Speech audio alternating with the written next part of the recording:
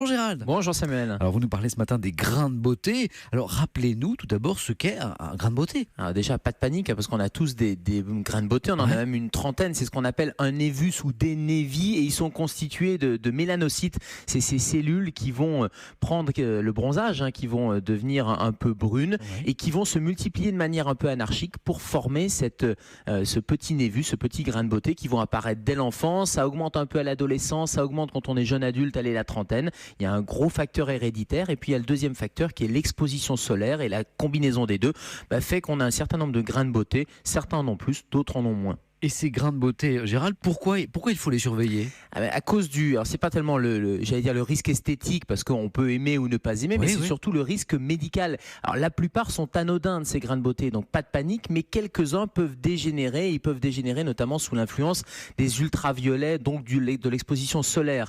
Et donc le risque, c'est ce fameux mélanome. Mais là aussi, j'allais dire pas de panique, parce que 2 tiers des mélanomes apparaissent alors qu'il n'y a pas du tout de grains de beauté. C'est simplement 1 tiers qui vont apparaître sur ces grains de beauté, et c'est ce risque-là qu'il va falloir évaluer, qu'il va falloir surveiller. Donc il faut les surveiller.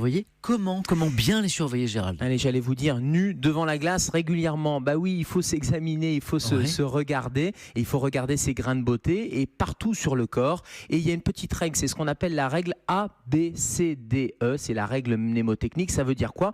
Le A, c'est on va regarder s'ils sont asymétriques. Un grain de beauté qui est asymétrique est un peu plus à risque. Le B, c'est les bords irréguliers. Le C, c'est la couleur. Un grain de beauté qui pose pas de problème, il a une couleur qui est bien homogène, bien marron. Et dès que ça commence à se multiplier en termes de couleur, ou que ça devient non homogène, là il faut faire attention. Le D, c'est le diamètre. Moins de 6 mm, pas de problème.